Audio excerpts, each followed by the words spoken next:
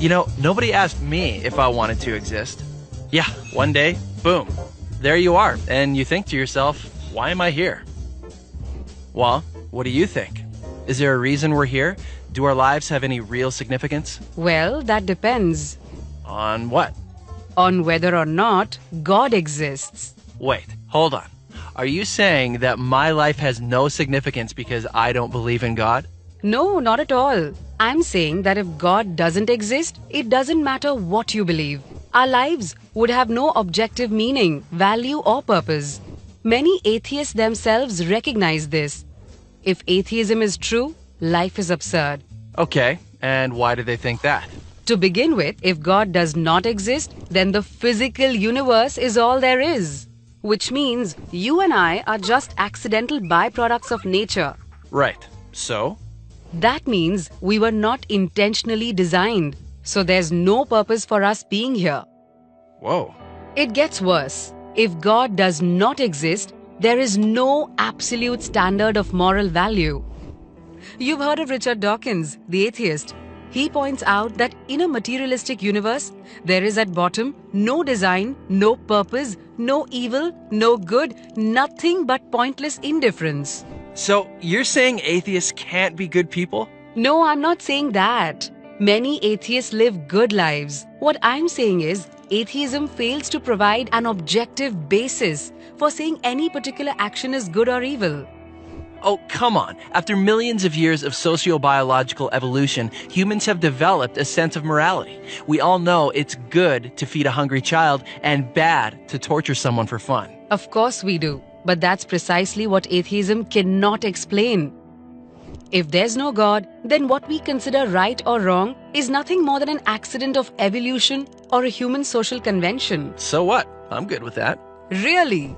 Evolution implies survival of the fittest, not morality. And social convention means that racism, intolerance, and cruelty are not really wrong. They just happen to be unpopular. Okay, so atheists need to come up with some objective standard for rights and wrongs. How about this?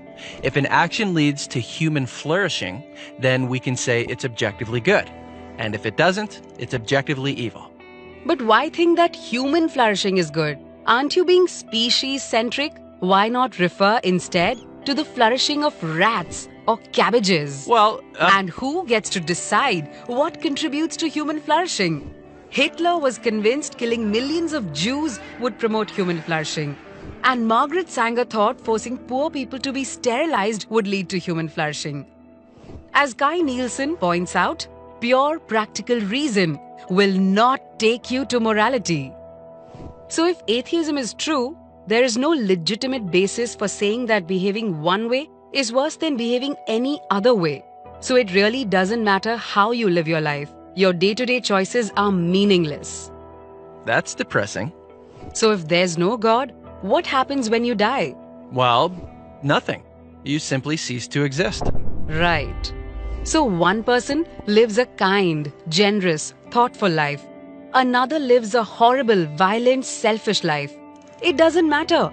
In both cases, the outcome is the same: nothingness. So how can their life choices have any objective meaning? Well, it's certainly meaningful if I discover a cure for cancer or save a child's life. I agree completely. But atheism can't explain why. Scientists predict that eventually the whole universe and mankind with it will die out. So everything comes to nothing. That's why atheist Bertrand Russell says we must build our lives on the firm foundation of despair. No thanks. I'd rather live a happy life. You're not alone. Every atheist has to choose between being happy or being consistent. You can tell the whole world you're an atheist, but you can't really live like one. Okay, so you're a Christian. If your God did exist, how would that change anything? If Christianity is true, then each one of us is here for a reason. And life does not end at the grave. And God, He's the absolute standard of goodness. He knows you, He loves you, and He intentionally created you. So your life ultimately does have objective meaning, value, and purpose. That means you can live a life that's both happy and consistent. While that doesn't prove Christianity's true. Agreed. I'm simply pointing out that for Christians, living a life that is both happy and consistent is possible. For atheists, it's not. So what are you going to choose?